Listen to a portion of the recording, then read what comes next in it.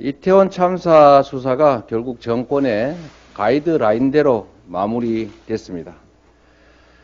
경찰 특수본은 이번 참사를 명백한 인재라고 판단하면서도 그 책임을 일선 공무원들에게만 부담시키는 결과를 발표했습니다. 행안부 장관, 서울시장, 경찰청장에 대해서는 이 정권의 특장기라고 할 수 있는 압수수색, 소환조사 한 번 없이 면죄부를 주었습니다. 국민과 유족 어느 누구도 납득할 수 없는 수사 과정이었고 수사 결과입니다. 성역 없는 수사는커녕 대통령실과 윗선의 심기 경호에만 급급한 셀프 수사, 봐주기 수사의 한계가 적나라하게 드러난 것입니다. 윤석열 정권의 진상규명 의지가 없다는 것이 분명히 확인됐습니다. 검찰의 수사가 남아있지만 검찰이 대통령실의 가이드라인과 다른 결론을 내릴 것이다. 이렇게 믿는 국민은 없습니다. 내일 국정조사가 마무리됩니다. 국정조사 이후에도 진상규명과 책임자 처벌을 위한 구체적 방안 마련을 서두르겠습니다. 정부 역시 당신들은 인간에 대한 이해가 부족하다고 절규한 생존자분의 말씀을 깊이 새기기 바랍니다. 대통령의 진솔한 사과와 이상민 장관의 파면 그리고 2차 가해에 대한 엄란을 다시 한번 강력히 촉구합니다. 설을 앞두고 민생 현실이 참으로 혹독합니다. 지난 13일 한국은행이 사상 최초로 7회 연속 금리 인상을 단행하면서 안 그래도 힘든 민생에 더 큰 충격을 주게 됐습니다. 국민들은 천정부지로 치솟은 이자 부담에 허리가 끊어질 지경입니다. 기준금리 인상으로 늘어난 이자 부담만 무려 40조 원이라고 합니다. 민생경제가 이자 폭탄에 비명을 지르는 동안에 시중은행들은 사상 최대의 이자 파티를 벌이고 있습니다. 작년 한 해 8대 시중은행들이 벌어들인 이자 수익만 해도 무려 53조 원이라고 합니다. 금리 인상의 고통을 국민과 민생경제에 고스란히 전가하는 이 금융권의 불공정한 이자 장사, 더는 수수방관해서는 안 됩니다. 가계부채에 허덕이는 서민들에 대한 특단의 대책이 필요합니다. 폭증한 은행 빚을 각자 알아서 해결하라라는 부채 방임주의, 부채 각자 도생만 강요하다가는 경제의 근간이 허물어질 수 있습니다. 저는 이 문제에 대한 해결을 위해서 가계부채 대책 3대 대책을 포함해서 긴급 민생 프로젝트 정부에 제안한 바 있습니다. 고금리 고물가로 민생 고통이 극심한 지금이야말로 정치가 행동할 때입니다. 국민의 아픔을 덜고 민생 살리기에 도움만 된다면 누구의 제안이냐, 누구의 정책이냐가 뭐 그리 대수겠습니까? 긴급 민생 프로젝트에 대한 조속한 협의를 정부 여당에 강력하게 촉구합니다.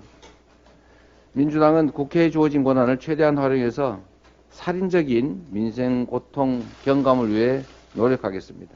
이상입니다. 다음으로 박홍근 원내대표의 발언이 있겠습니다.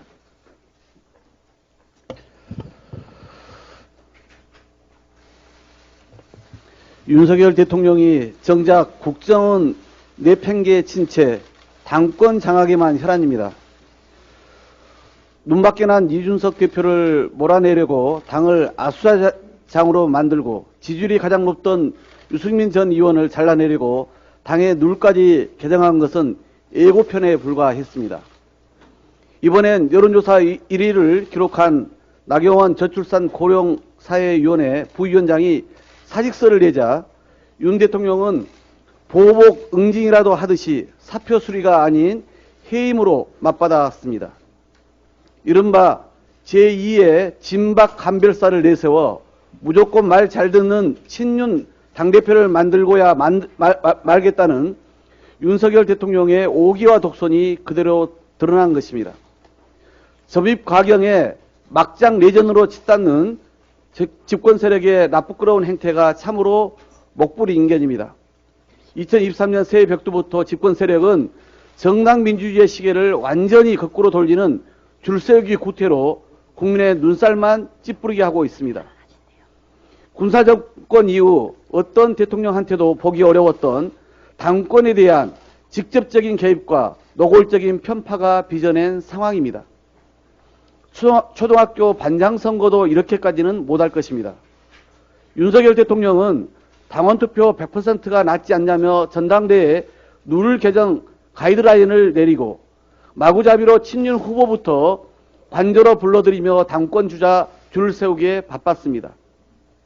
집권여당을 국민의 힘이 아니라 유인심의 힘으로 만들어 기어이 제왕적 총재로 당 위에 군림하겠다는 대통령의 의도에 입이 다물어지지 않습니다. 윤 대통령의 삼권 분립 무력화와 정당 민주주의 역행이 지난 수십 년간 우리 국민이 쌓아온 민주주의 토래를 근본부터 흔들고 있기 때문입니다. 지금 윤석열 대통령이 있어야 할 곳은 여당 전당대회 한복판이 아니라 국민 삶의 한복판이어야 합니다. 당장 북한 무인기 등 속수무책으로 뚫려버린 안보 상황, 무역수지 적자 역대 최대, 고금리, 고물가로 인한 민생고통 등 온통 빨간불이 들어와 있습니다. 이태원 참사마저 대통령이 오직 측근 후배 이상민 장관만 살리겠다고 일념을 불태우다 보니 정확히 꼬리만 자른 특수본 수사, 국정조사 내내 진상규명을 방해한 정부와 여당으로 인해 유가족과 생존자의 고통만 더욱 커졌을 뿐입니다. 윤석열 대통령이 국민의 뜻에 따라 국정을 책임있게 이끌 생각이 눈꽃만큼이라도 있었다면 우선적으로 해임할 사람은 나경원 부위원장이 아니라 이상민 장관이었어야 합니다.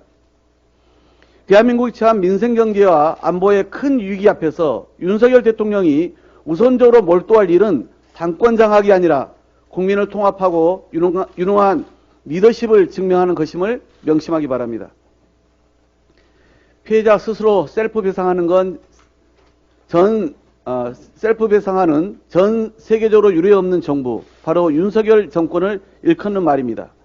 강제징용 문제와 관련해 소문처럼 떠돌던 한국 정부가 기금을 조성해 피해자에게 지급하는 방안이 마침내 정부에 의해 기정사실화됐습니다. 일본 기업의 배상 책임을 우리 기업의 돈으로 해결하겠다니 저 자세를 넘어 바닥에 납작 엎드린 역대급 굴욕 애교에 국민 억장만 무너집니다. 일본 기업의 반성과 사과는 물론 최소한의 배상 참여도 없이 우리 기업에서 받아내겠다는 것이 윤석열 정부가 말하는 창의적 접근입니까? 배상금을 우리 기업이 대신 갚는 가장 큰 문제는 일본 기업의 가해 책임까지 면하게 해준다는 점입니다. 피해자들은 일본 기업의 진심 어린 사과를 전제로 한 배상, 그 하나만 바라보고 수십 년간 싸워왔습니다. 끝까지 피해자를 지키고 대변해야 할 정부가 인권과 존엄, 역사라는 본질은 몽땅 지운 채 피해자들을 단순히 채권자 취급하다니 어처구니가 없습니다.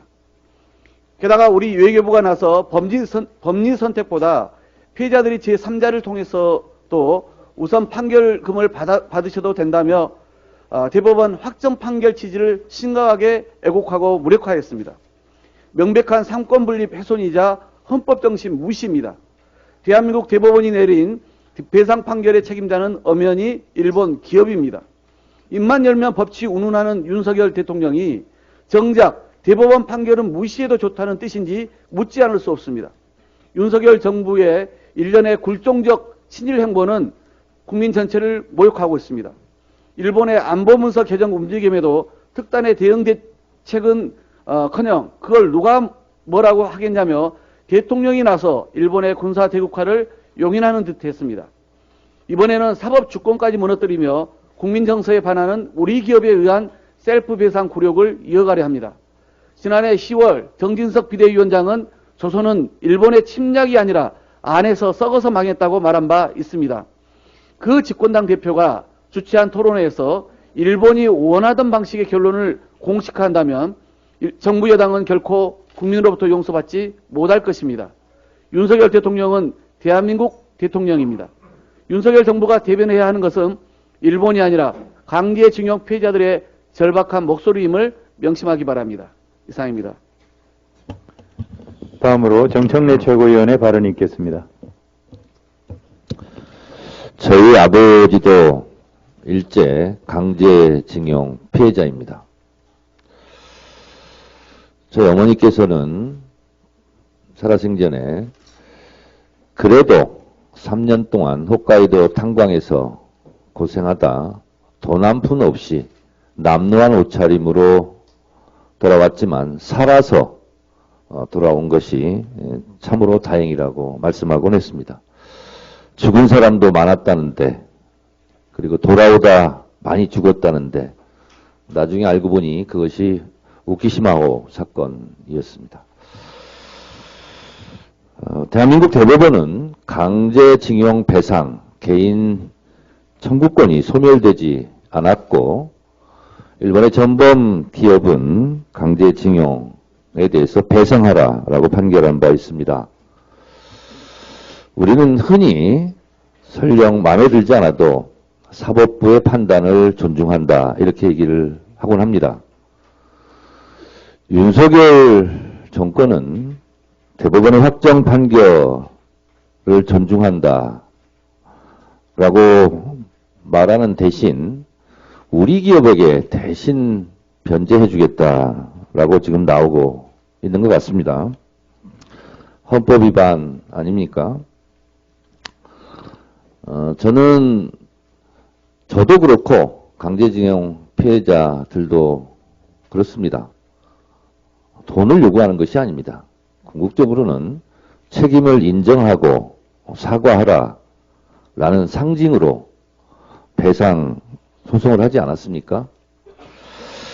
외교의 최종 목적은 국익 추구하겠습니다. 이 국익은 당연히 우리나라의 이익입니다. 타국의 이익이 아닙니다. 윤석열 정권은 대일 굴종 외교의 끝판왕이라는 오명에서 벗어나길 바랍니다. 역사는 반복되는가? 우리는 박근혜 정권 때 진박감별사, 십상시의 추억 뭐 이런 것을 기억합니다. 윤석열 정권에서도 지금 친윤 감별사들이 극성을 부리고 있습니다. 이러다가 또다시 옥새 들고 나르샤 하는 코미디가 연출될지도 모르겠습니다. 이준석 당대표도 쫓겨나고 유승민 전 의원도 쫓겨날 신세이고 나경원도 그런 처지인 것 같습니다. 사표를 낸 사람을 굳이 해임까지 할 필요가 있었나 이런 생각이 듭니다. 참 잔인한 정권입니다. 부자지간에도 권력은 나눌 수 없다고 친윤, 비윤, 반윤, 윤핵관들이 비정한 권력 암투가 시작된 느낌입니다. 권력이 아무리 비정한 것이라지만 국민의힘 내전 사태가 정말 점입가병 목불인견입니다. 윤석열 대통령이 개입한 직접적 증거는 없습니다. 그렇지만 만약 대통령이 개입했다면 그것도 문제고, 만약 대통령은 전혀 개입하지 않고 있는데 윤핵관 십상시들이 대통령의 이름을 팔아 호가호위하고 있다면 그것도 더 문제입니다. 용산궁을 둘러싼 권력 암투 하루속히 종결되기 바랍니다. 국민의힘은 내전 사태를 조속히 수습하고 국가적으로 닥친 내후 의안을 극복하는 데 온 힘을 기울이기 바랍니다. 김장철이 지난 지가 언젠데 아직도 김장연대 타령입니까? 그러다 김치 또 깨질까 걱정됩니다. 당원을 개정해서 100% 당원 체육관 선거를 한다고 하는데 그것도 못 믿겠고 의심스러우면 차라리 당원을 다시 바꿔서 대통령이 그냥 총재로서 당대표 하시면 될 일 아니겠습니까? 이 소모적인 소음 더 이상 듣고 싶지 않습니다. 이상입니다. 다음으로 고민정 최고위원의 발언이 있겠습니다. 윤석열 대통령은 나경원 전 의원을 저출산 고령사회위원회 부위원장직에서 사직 처리가 아닌 해임을 선택했습니다.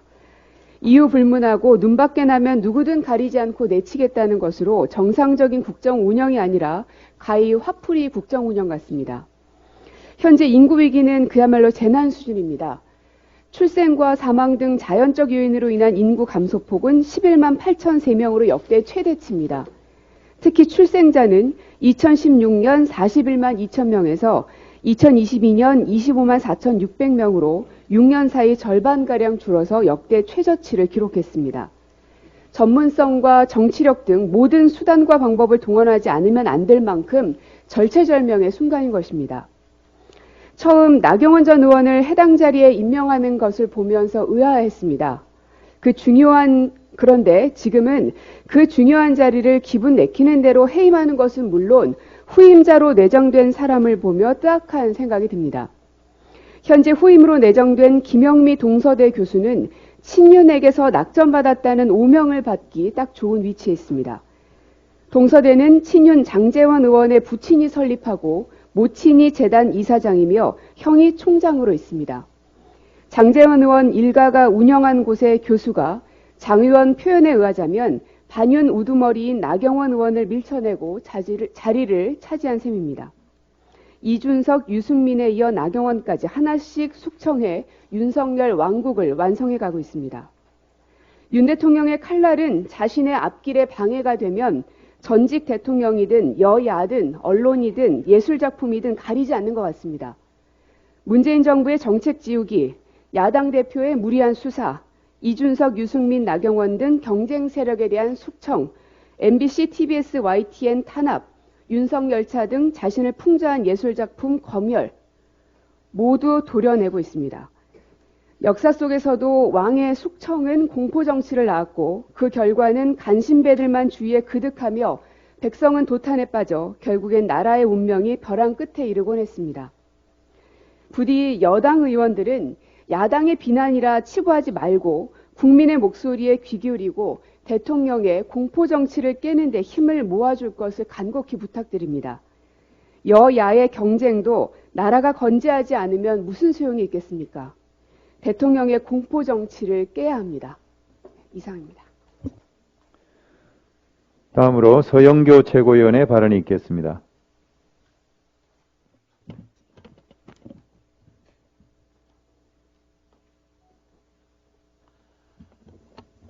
이태원 공청회가 눈물바다였습니다. 약혼녀와 함께 갔던 예비 신랑이 있었습니다. 약혼녀가 그 자리에서 세상을 떠났습니다.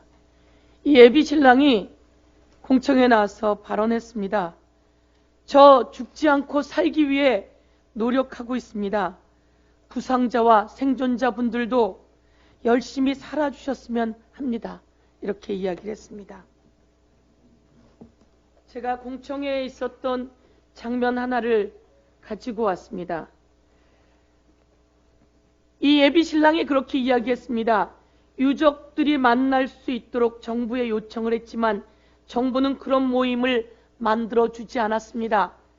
저 죽지 않고 살기 위해 노력하고 있습니다. 이런 발언을 했고 그날 공청회 자리는 눈물바다였습니다. 이렇게 엄청난 일이 대한민국 이태원에 있었는데 어느 누구 하나 책임지질 않습니다. 제가 다시 한번 말씀드리겠습니다. 대한민국의 헌법 34조입니다. 헌법 34조에는 그렇게 되어 있습니다. 국가는 재해를 예방하고 그 위험으로부터 국민을 보호하기 위해 노력해야 한다. 국가가 이런 엄청난 재해가 일어날 때, 이 재난이 일어날 때 그 재난으로부터 국민을 보호해야 합니다. 그래서 대통령의 책임이 있는 거다. 이렇게 말씀드리겠습니다. 그리고 정부조직법 34조에는 이렇게 되어 있습니다. 행안부 장관은 안전, 재난에 관한 정책을 수립하고 총괄하고 관장해야 한다. 그래서 행안부 장관이 책임이 있다. 이렇게 이야기하는 겁니다. 그리고 경찰 직무집행법 제2조에는 이렇게 되어 있습니다. 경찰은 국민의 생명, 신체, 재산을 보호하고 수행해야 한다. 이렇게 되어 있습니다. 그래서 윤익은 경찰청장의 책임을 묻는 겁니다. 윤석열 대통령의 책임을 헌법 34조에 근거해서 묻고 있고 정부조직법 34조에 근거해 이상민 장관의 해임, 파면을 요구하고 있는 것이며 경찰 직무집행법 관련해 윤익은 경찰청장의 책임을 묻고 있는 것입니다. 대한민국 국민이 모두 다 알고 있는데 이 책임은 윤석열 대통령, 이상민 행안부 장관 그리고 윤익은 경찰청장이 책임져야 되는 선이다라고 알고 있는데 경찰의 수사는 꼬리 자르기 그리고 이들에 대한 면죄부 주기였습니다. 국민은 이제 알고 있습니다. 이 세 사람의 책임을 묻기 위해 더불어민주당이 더 선봉해서 뛰겠다 이렇게 말씀드리겠습니다.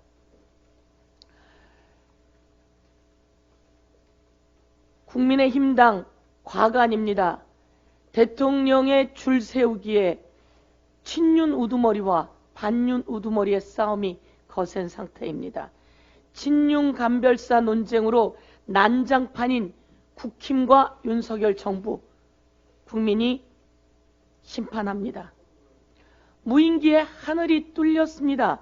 그런데 이렇게 국민의 생명이 위험에 처해 있는데 권력 싸움에 몰두하고 있는 여당, 국민이 심판할 것입니다.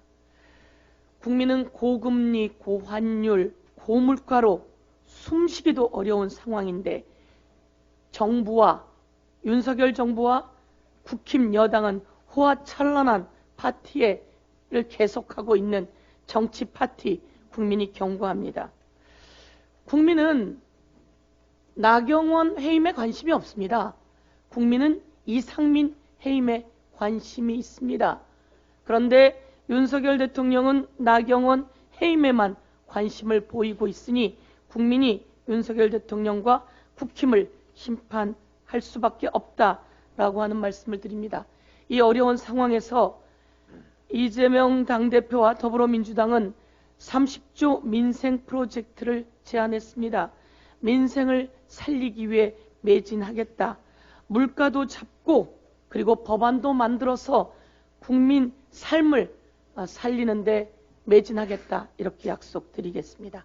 이상입니다. 다음으로 장경태 최고위원의 발언이 있겠습니다. 외교부가 MBC를 상대로 바이든 난리면을 가지고 소송을 제기했습니다. 얼마나 더 바이든 난리면을 가지고 대한민국 외교를 국제사회의 웃음거리로 만들어야 하는지 고개를 들 수 없을 정도로 부끄럽습니다. 미숙할 땐 교통법규를 잘 지키며 속도를 줄여 운전합니다.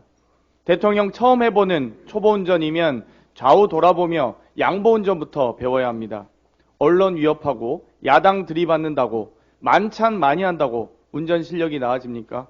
오히려 난폭운전, 보복운전, 음주운전으로 처벌받아야 합니다. 윤석열 대통령은 운전석 위치도 헷갈리는 것 같습니다.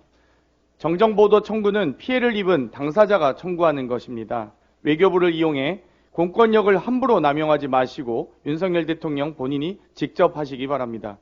김건희 여사의 빈곤 포르노도 명예훼손이면 반의사 불벌죄니 본인이 직접 고소하셔야지 왜 대통령 비서실장 명의로 고발합니까?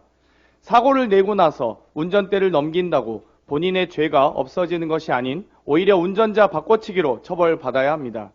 윤석열 정부의 초보운전, 난폭운전, 보복운전, 음주운전에 뺑소니 운전을 강력히 규탄합니다. 벌점이 쌓이면 면허 정지, 면허 취소가 된다는 것을 명심하시기 바랍니다. 검찰이 김성태 전 쌍방울그룹 회장의 송환을 실시간 중계하며 없는 죄를 만들기 위해 소설을 넘어 마녀 사냥을 시작하고 있습니다. 해당 사건은 이미 21년 제3자의 수임료를 부풀리기 위해 지어낸 말이라는 당사자의 검찰 진술이 공개되어 명백히 해명된 바 있습니다. 당시 공개된 녹취록을 통해서 보면 모 변호사가 평소 20억 정도의 변호사비를 받는 분으로 소개하고 저렴하게 사건 수임을 하게 해주겠다고 생색을 내면서 제3자로부터 기부금 1억 원을 받기 위해 허풍을 친 것이 본 사건의 본질입니다. 쌍방울 그룹에는 2020년에서 22년 사이 검사 출신 변호사 및 검찰 수사관 출신 10여 명이 사회이사로 재직한 바 있습니다. 그중 변호사비 관련 사건 중심에 언론을 통해 윤석열 후배라 평가받는 이남석 변호사가 있습니다.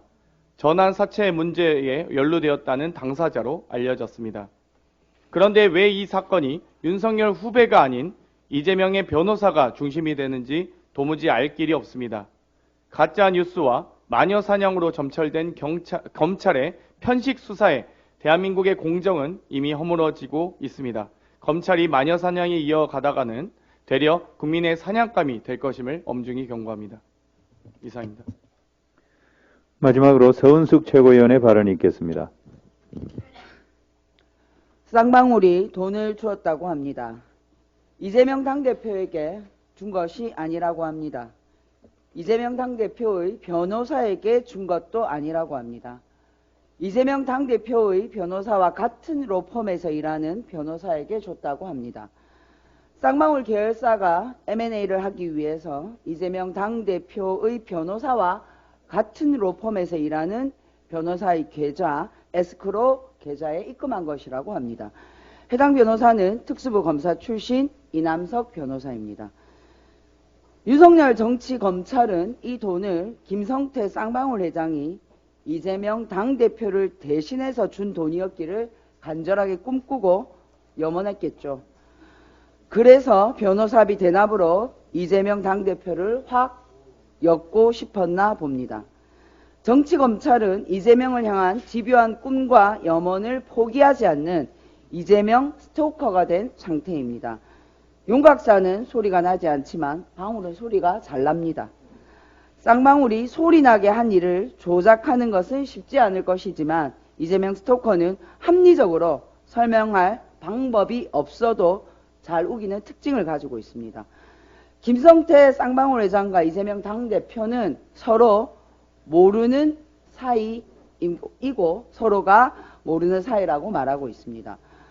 쌍방울 내일을 사입은 것 외에 쌍방울을 전혀 알지도 못하는 이재명 당대표를 김성태 쌍방울 회장이 왜 도우려고 했는지 정치검찰은 그 이유를 뭐라고 말할까요? 그 신비롭고 말도 안 되는 이유도 억지로 만들고 이재명 당대표의 변호사에게 변호비용을 수십억 주는 것이 말이 된다고 우길 것을 생각하면 기가 찹니다. 언론은 생업에 바쁜 국민들에게 객관적 사실과 합리적 해설을 전달해야 합니다. 그러나 대한민국 정치검찰은 창작과 조작이 포함된 내용을 집필하여 언론에 던지고 언론은 그 내용을 국민에게 보도합니다. 정치검찰과 언론이 피의사실 공표죄를 무력화하면서 여론재판을 시작합니다. 설사 본재판에서 무죄 판결이 나더라도 이미 대상자는 그 과정에서 엄청난 피해를 받는 반문명적 행태가 이어지고 있습니다. 문재인 정부 시절 검찰개혁에 대해 혹자는 이렇게 말했습니다. 국민들의 먹고 사는 문제가 아닌 검찰개혁에 몰두하는 모습은 선거에 불리하다. 역풍이 분다. 그러나 민주당이 우물쭈물하는 사이에 정치검찰은 검찰개혁을 막기 위해 총궐기하여 이제 정치권력 그 자체가 되었습니다. 정치검찰이 정치권력 그 자체가 되면 검찰 독재가 되고 검찰 조폭이 되는 것입니다. 검찰 독재는 국민들이 먹고 사는 것을 빼앗아서 자신들의 파트너인 재벌과 특권층에게 선물합니다. 민주당은 검찰개혁이 곧 먹고 사는 문제라는 것을 제대로 몰랐던 셈입니다. 이제 민주당은 과거 그 안일했던 시절로 돌아가지 않아야 합니다. 민주당은 돌아가지 않습니다. 이상입니다.